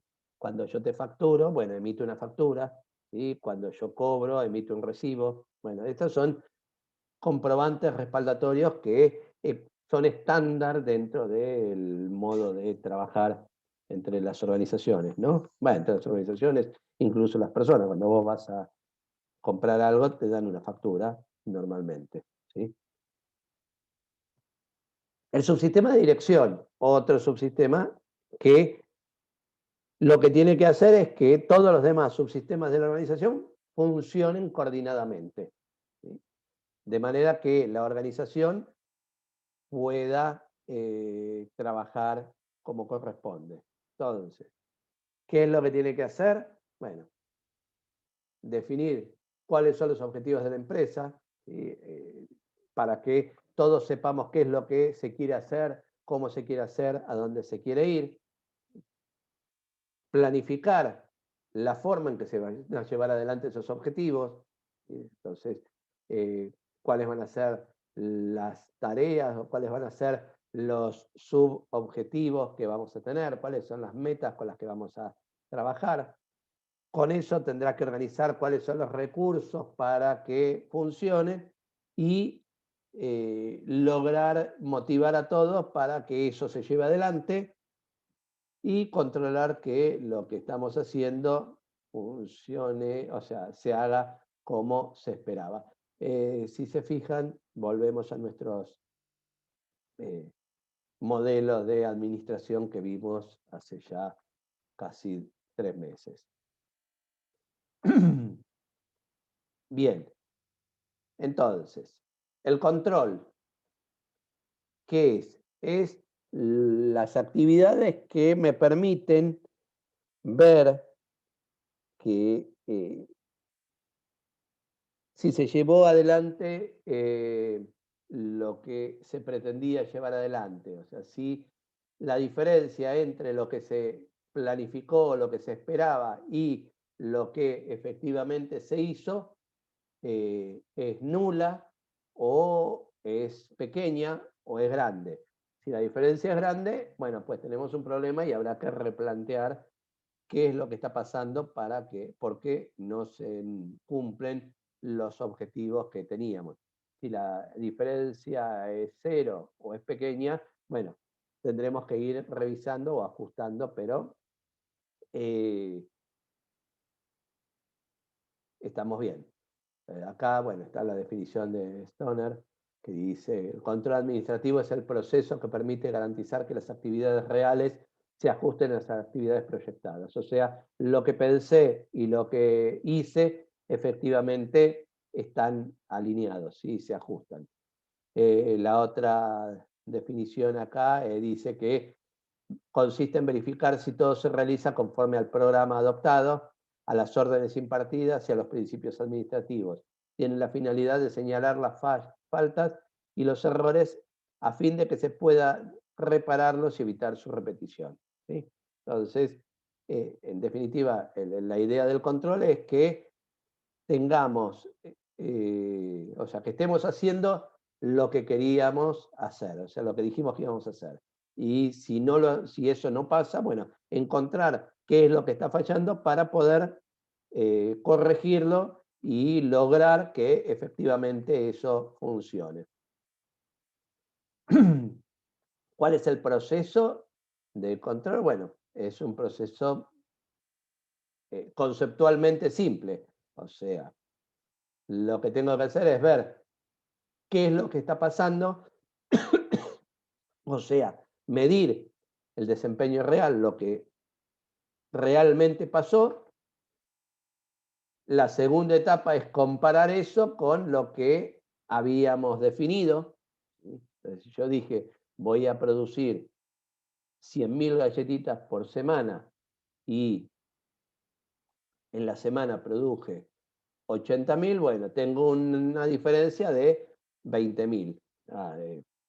No me estoy comiendo. Y a partir de eso, entonces deberé tomar las medidas que corresponden. ¿Por qué produje menos?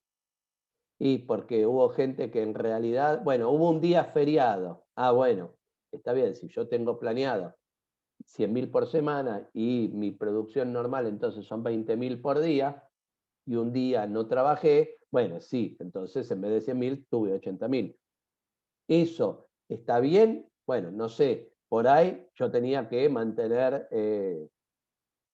la producción en 100.000, con lo cual, si tuve un día feriado, bueno, pues los otros 4 días tendré que hacer 25.000 galletitas en lugar de 20.000 como es el estándar. Y entonces, acá deberé tomar como medida que los días, o sea, los días feriados generarán que los días subsiguientes haya mayor producción, que debo compensarlo, o bueno, la medida administrativa que tome en función de eso. Y entonces, ¿cómo hacemos? ¿Sí? Para medir. ¿Por qué? Acá empieza, o sea, si bien acá era fácil, medición del desempeño real, bueno, a veces no es tan simple medir. ¿Por qué? Hay que empezar a ver de qué manera. Bueno, sí, contar las galletitas puede ser una forma. ¿Sí? Otra opción es decir, bueno, no, yo voy y miro cuántas hay. La otra es, no, busco un informe estadístico que me dice, bueno, no voy a lo puntual. O sea, yo no veo si cuántas galletitas se hacen cada día, en cada máquina, en cada hora o en cada... Bueno, por ahí tomo una estadística, tomo un valor global y sobre eso me muevo y veo cómo funciona. ¿Sí? Y bueno, proyecto con el margen de error estadístico con el que esté trabajando y sé que ahí me muevo. Otra alternativa es trabajar con lo que es la contabilidad. Entonces, la contabilidad es cómo se registran las operaciones dentro de la organización. Entonces, yo lo que voy a hacer ahí es mirar cuáles son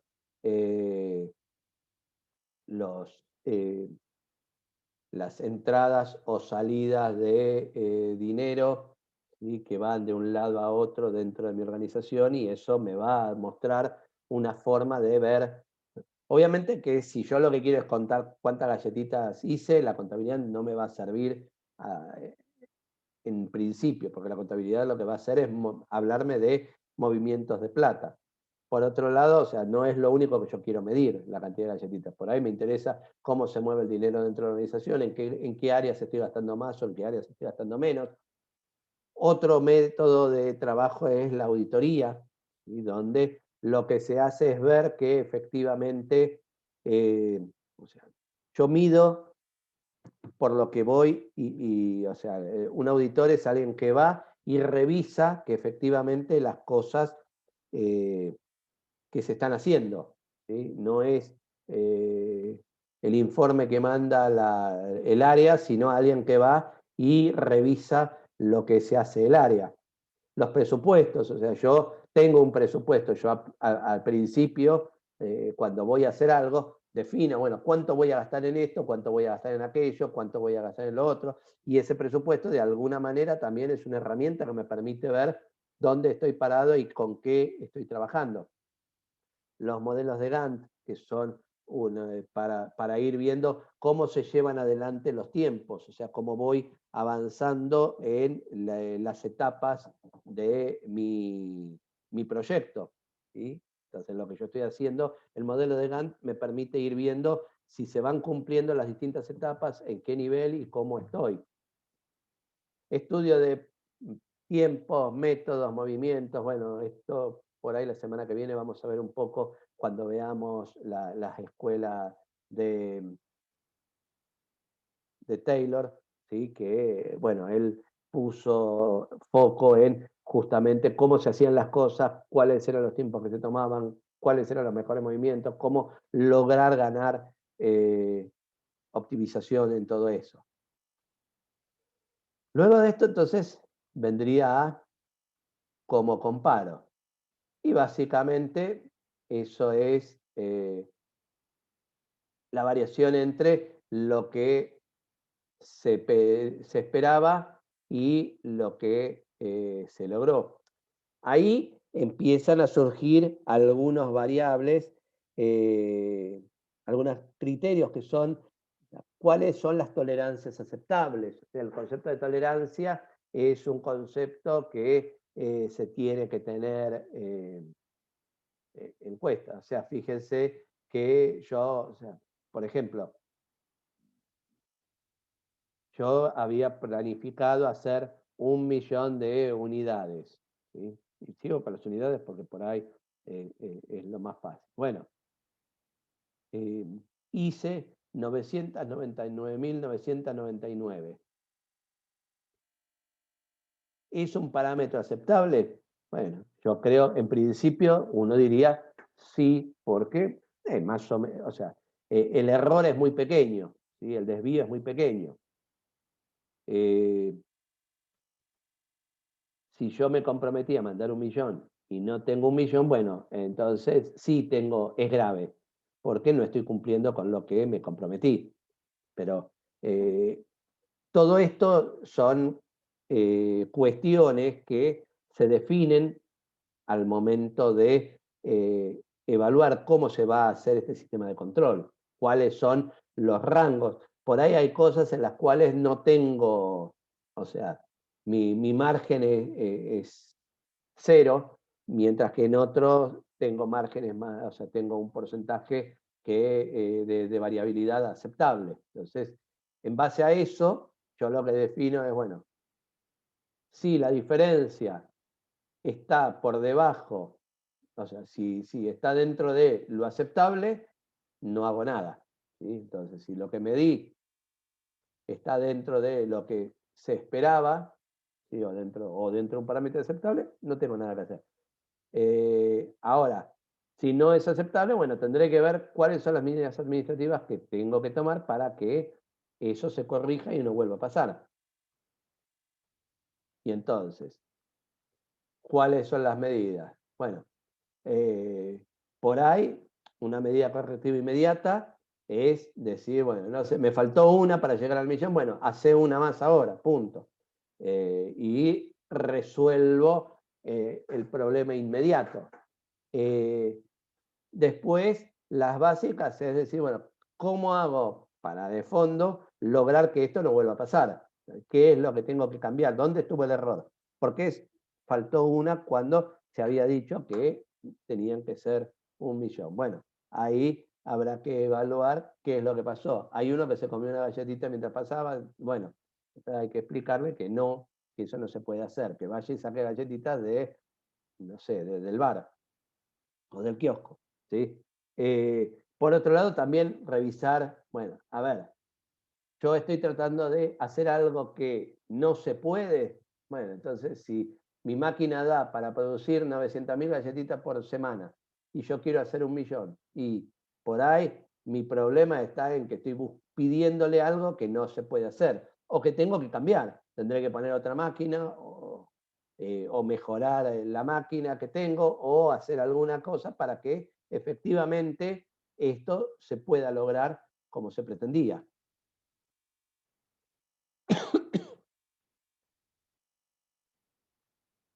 Bien, y entonces, ¿dónde ponemos el control? Y nosotros probablemente pongamos en distintos lugares el control y pongamos varios. O sea, por un lado, un control preliminar. ¿Sí? ¿En dónde? Y en la materia prima, en la mano de obra, en todos los inputs. ¿Por qué? Y porque si, no sé, la esencia de vainilla que estoy recibiendo está diluida y entonces voy a tener mis galletitas, van a seguir sin gusto, no van a servir, no va a estar, la materia prima que estoy recibiendo no es la que necesito y no funciona. Entonces la tengo que descubrir acá, porque si lo descubro acá ya consumí todo el proceso, consumí todo el producto y tengo un producto que no sirve. Entonces lo mejor es que todo eso se controle previamente. ¿Sí? ver que todo esto esté funcionando. El concurrente en el proceso. Entonces, ¿qué tengo que hacer? Ir controlando acá. Bueno, lo que estoy haciendo está bien, la temperatura del horno subió de lo que tenía que subir, tengo que ir controlando. Bueno, todo eso lo voy a ir controlando dentro del proceso de producción, ¿sí? Y esa es un control concurrente. Y por último, un control sobre el producto finalizado, que es el que me da retroalimentación para poder volver a ver por qué, o sea, primero que mi producto sea el que se espera, que tenga el nivel que se pretende, la calidad que se pretende, y si este control determina que hay algo que no está bien, bueno, ver cómo vamos para atrás y nos fijamos, bueno, no, la temperatura del horno que teníamos definida como estándar no sirve, hay que bajarla porque todas las galletitas salieron quemadas. Bueno, entonces habrá que ver cómo cambiamos para que esto eh, funcione de la manera correcta, o no tenían gusto, bueno, entonces, o la materia, el proceso de producción tenemos que mejorar y agregarle mayor cantidad de esencia, o el tipo de esencia que estamos comprando no tiene la calidad que esperamos o el sabor que necesitamos para que nuestro producto sea el que queremos. Bueno, esos serían algunos. Bueno, entonces, dentro del sistema de control, ahora un poco lo que decíamos, ¿no? Distintos tipos de control que podemos hacer. Por ejemplo, bueno, control de calidad, que es lo que estábamos hablando, pero también podemos ver un control de costos, o sea, esa galletita, ¿cuánto cuesta la galletita? ¿Me estoy yendo porque estoy gastando más de lo que debería o estoy gastando menos? Bueno, ¿cuánto tengo en inventario? ¿Sí? ¿O cuánto tengo de desperdicio? ¿Cuánto scrap se genera? ¿Sí? ¿Cuánta materia prima se pierde porque, no sé, la mezcladora no tiene la tapa y entonces hay un 3%, un 5% de la harina que sale volando por toda la... bueno, nada, ¿cuánto es el desperdicio que tengo? Control comercial, bueno, ¿cuántas ventas tengo? ¿Cuál es el nivel de ventas que tengo? ¿Crezco, no crezco? ¿Estoy dentro de lo que se esperaba? ¿Cuánto gasto en publicidad? ¿Cuál es el nivel que tengo en publicidad? Bueno, entonces eso también son otros controles desde el punto de vista comercial. Bueno, en el financiero, ¿cuánto es lo que tengo del presupuesto? ¿Cuánta plata tengo invertida? ¿Cuánto es el costo que yo tengo ahí puesto por tener capital inmovilizado? ¿Cómo debería ser para mejorar el nivel financiero? O, bueno, desde el punto de vista de recursos humanos, bueno, ¿cuánta gente falta o cuánta gente viene? ¿Cuánta gente se toma las vacaciones? ¿Se toman las vacaciones que se tienen que tomar? ¿Se toman más vacaciones?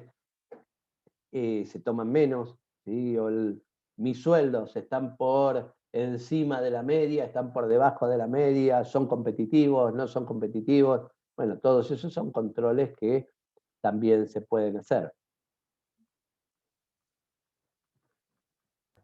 Otro de los controles Qué susto también me diste, me asusté. Dios, no esperaba eso y salté en la silla.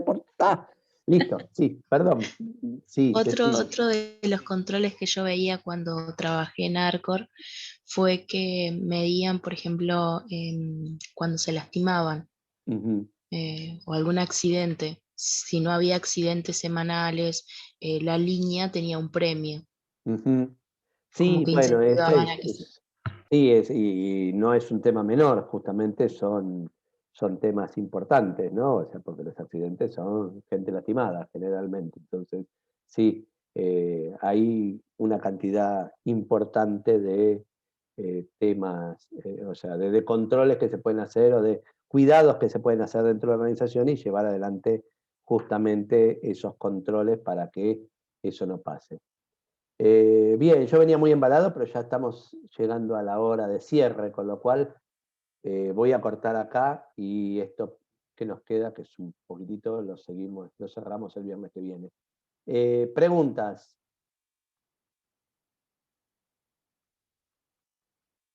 No sean tímidos, pregunten. Yo tenía una pregunta, pero muy allá arriba, Dale. donde había un diagrama que era muy parecido a un diagrama de flujo, pero tenía como un triángulo y una cosa así. A ver, yo subo, vos decime para. Muy arriba, eran las primeras diapositivas que presentó. Entonces voy arriba de todo y empiezo a bajar.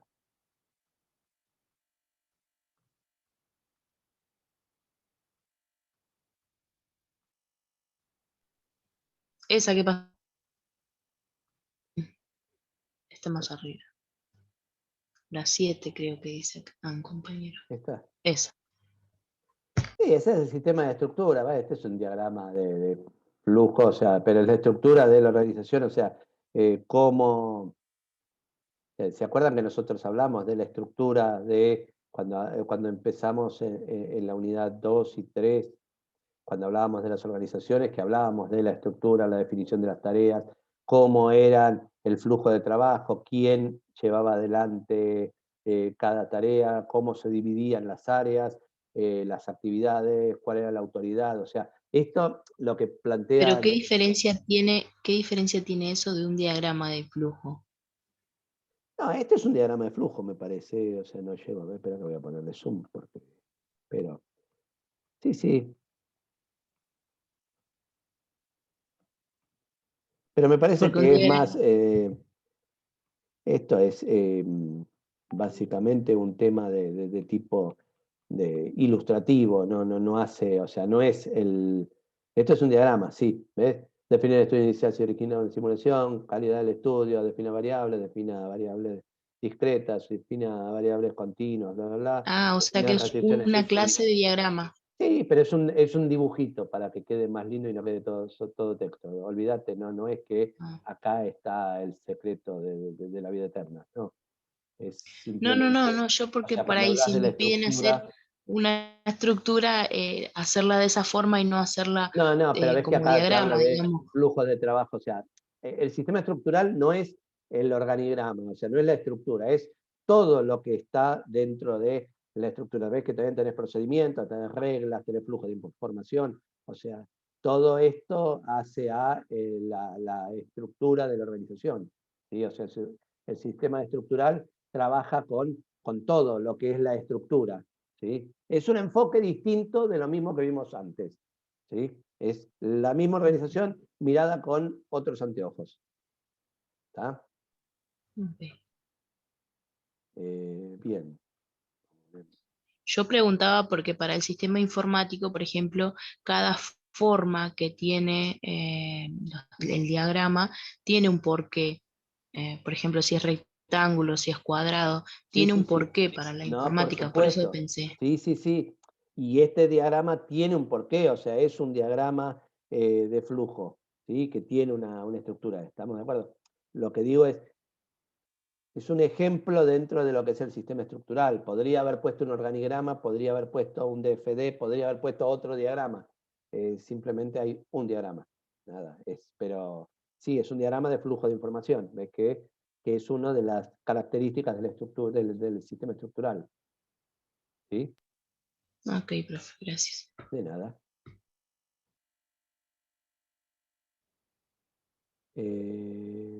¿Tenemos que poner los presentes ya que está grabando o No, dame un no influye? segundo que voy a dejar de compartir. Ya está. Ahora voy a dejar de grabar, si encuentro cómo se hace para dejar de grabar. Bueno, no sé cómo se deja de grabar, pero bueno. Acá, detener.